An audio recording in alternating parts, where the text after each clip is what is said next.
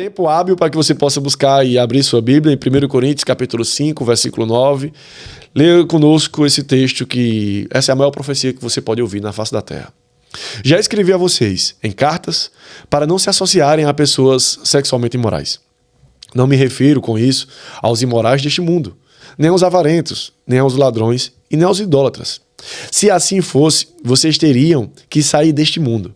Mas agora escrevo a vocês que não devem se associar a ninguém que, afirmando ser irmão, seja imoral, avarento, idólatra, caluniador, alcoólatra ou ladrão. Com tal pessoas, vocês nem sequer devem comer.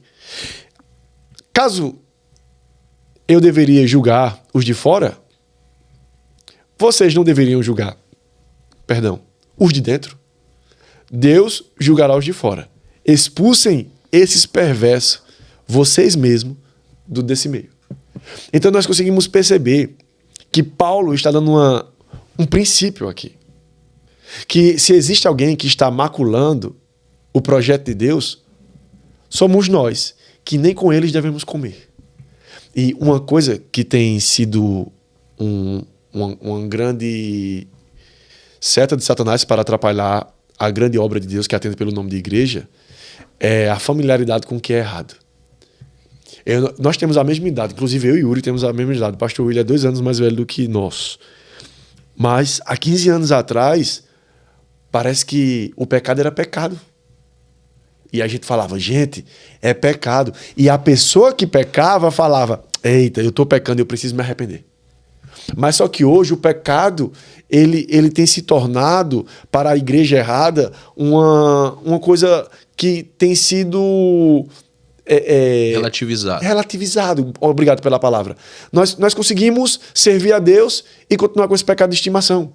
Então, a igreja que atrapalha é aquela igreja que diz, venha como está e entre linhas diga, permaneça como você veio. Porque o evangelho é uma metanoia. O evangelho é uma transformação de vida. O evangelho é um novo nascimento. Existe coisa melhor para expressar 2 Coríntios capítulo 5, versículo 17, que diz que Deus não está fazendo reformas em nós. Deus nos fez novas criaturas.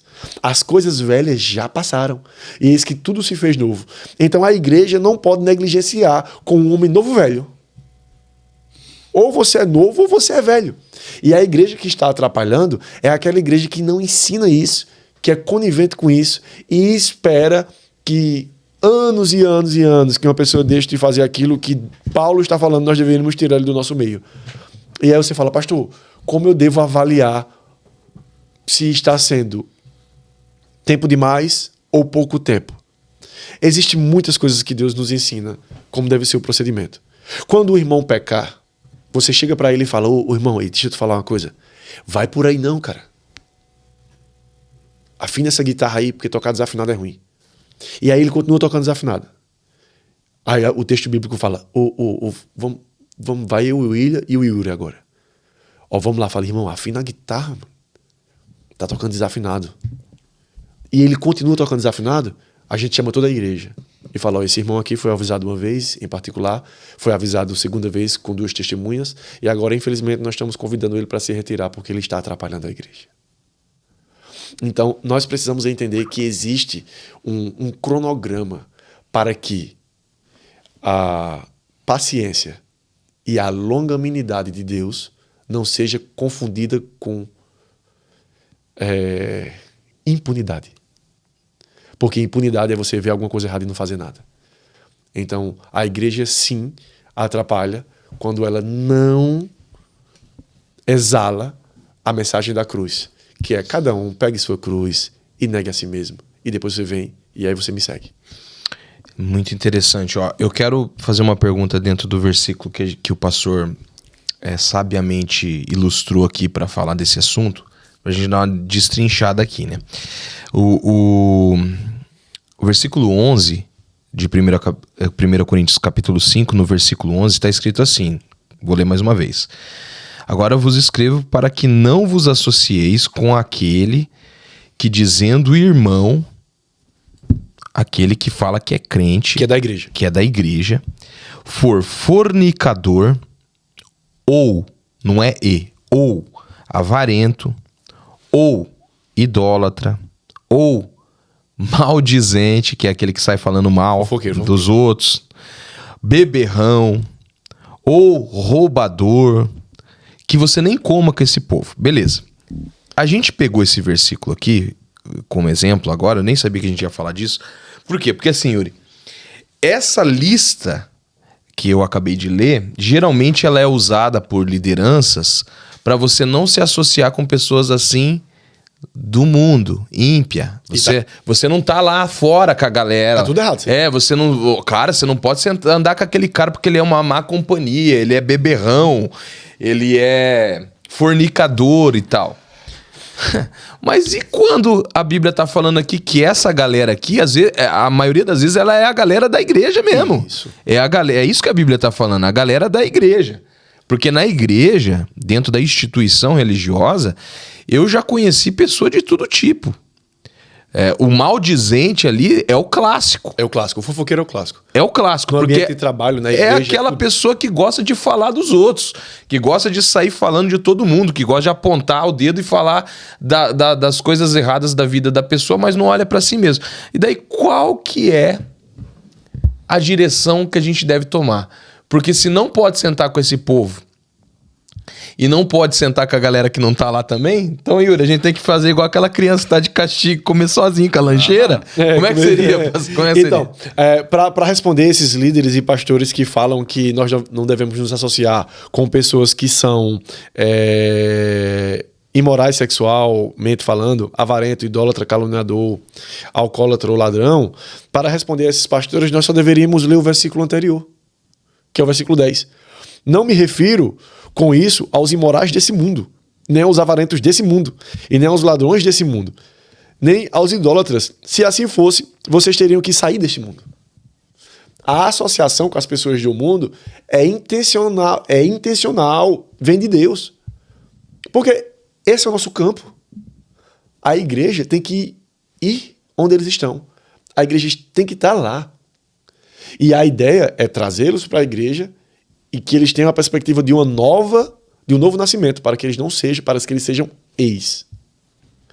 E aí você fala, mas e dentro da igreja, como é que a gente faz para não se associar? Eu como só, ou o que eu faço? Não, continuamos no mesmo texto.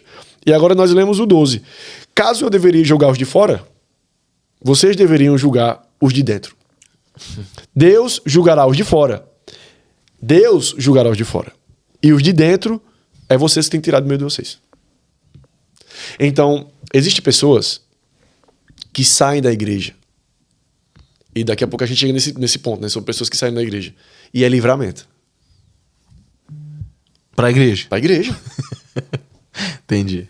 E tem pessoas que estão lá dentro porque não tem dificuldade para o cara que seja... Vamos usar essa mesma lista aqui de pessoas que são imorais, sexualmente falando, avarento, idólatra, caluniador, alcoólatra ou ladrão. Não existe povo melhor para trabalhar do que essas pessoas que querem mudar. O AA, eu não sei se era uma propaganda nacional ou era estadual, mas eu não esqueço disso. Há, sei lá, 20 anos atrás, saiu uma propaganda do AA lá em Pernambuco e ele falava, se você quer beber, o problema é seu. Mas se você quer parar de beber, o problema é nosso. E aí aparecia o endereço do AA. Então a igreja serve para isso. Você quer continuar pecando, o problema é seu. Mas você quer parar com isso, o problema é nosso.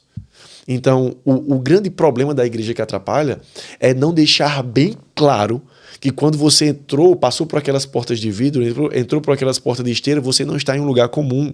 Ali você será cogitado a mudar de vida. E nós não podemos normalizar o que é uma blasfêmia. Então, a igreja que atrapalha é a igreja que não prega uma transformação de vida. A igreja que atrapalha não é apenas uma igreja que não está, um exemplo, cumprindo todos. Porque eu acredito, pastor, que eu ainda não vi uma igreja que cumpre todos. Não tem. Mas a igreja que atrapalha é a igreja que não está no caminho. Tentando. Isso. Tentando. Aí nós encontramos pessoas que são alcoólatras, que também estão tentando, então estamos no mesmo barco. Tá todo mundo tentando. Tá todo mundo indo num caminho. Porque a Bíblia fala que haverá um aperfeiçoamento até uma varonilidade perfeita. Enquanto essa varonilidade perfeita não chega, nós vamos num caminho até encontrá-la. Então, eu acredito o seguinte, que quem tem esse comportamento e foi avisado uma vez, foi avisado 2 vezes, passou para a igreja, ele tem que ser convidado a se retirar da igreja, porque ele macula a imagem da igreja. E por conta dessa negligência, desse negligenciamento do convite para se retirar, a igreja está pagando alto preço. De pessoas que não deveriam estar lá dentro estão. Assim, ó, existe, Yuri, até pra deixar o Yuri comentar também sobre isso, daí o pastor vai explanar o que eu vou falar. É um assunto delicado falar? Mas nós não temos medo, nós falamos mesmo. Aqui a gente fala mesmo. Assim, ó, existe um problema que não é de hoje, é um problema antigo já, Yuri. Uma coisa que eu vejo há muitos anos, que eu acredito que muita gente que assiste a gente vê também, que é aquela coisa assim, ó.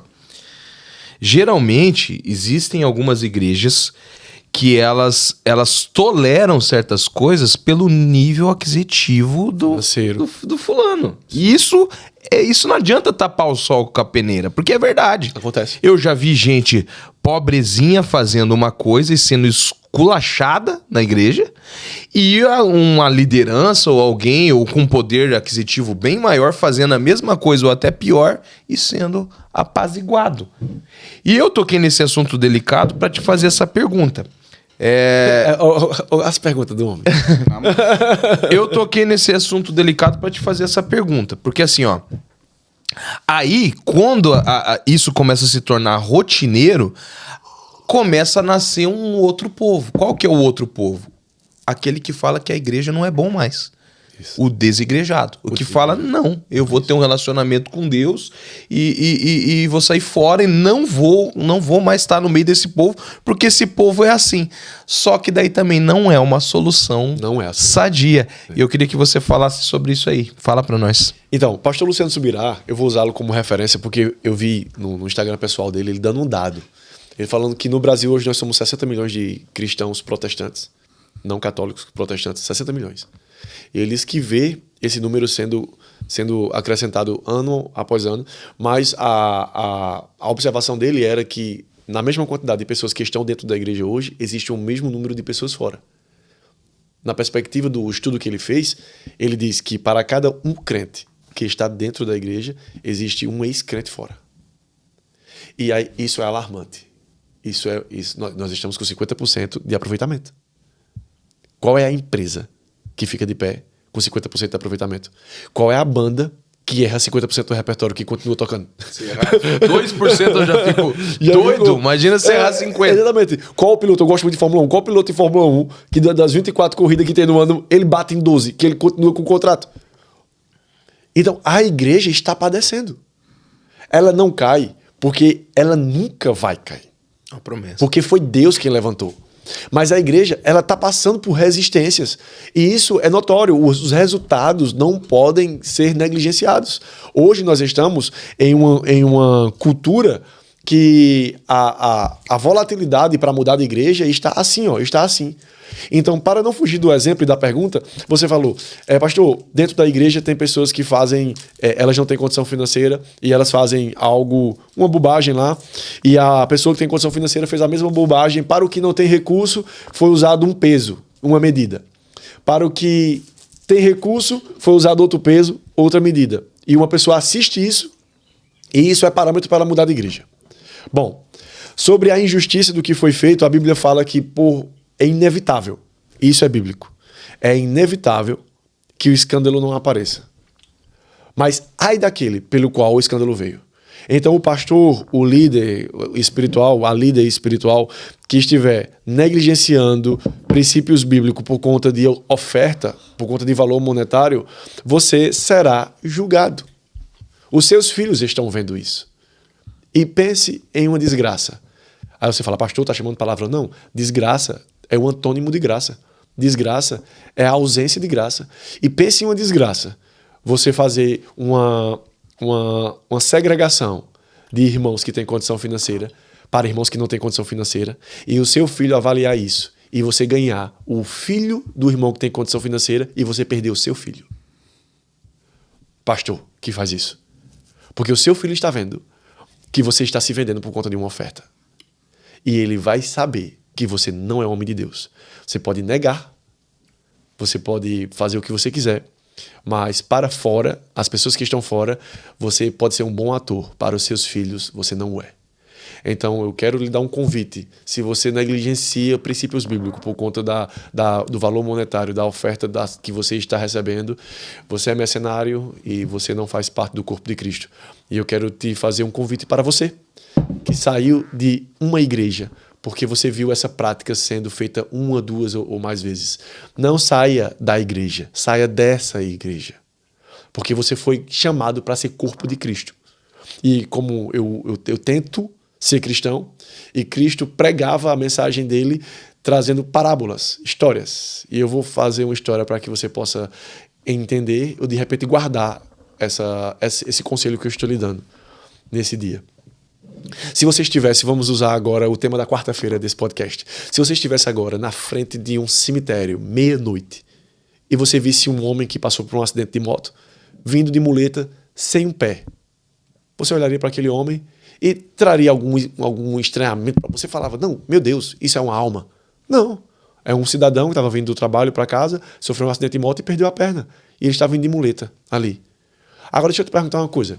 Você está em uma sexta-feira 13 e você está meia-noite na frente do cemitério e você olha na calçada do cemitério e vem só um pé andando. Você fica? Não fica, né? Um homem de muleta, você permanece. Agora você vê só um pé andando. Então, só um pé andando é um crente fora da igreja.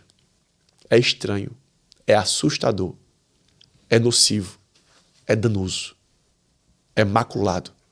Você não foi convidado para estar fora do corpo. Você não foi chamado para se excluir do corpo. Se você está vendo alguém que está negociando o que não era para ser negociado, que está fazendo o que não era para ser feito, saia você desse meio, se você não conseguir mudar. Saia você desse meio. Mas não da igreja. Porque acredite, você vai encontrar uma igreja de pessoas que se parecem com você.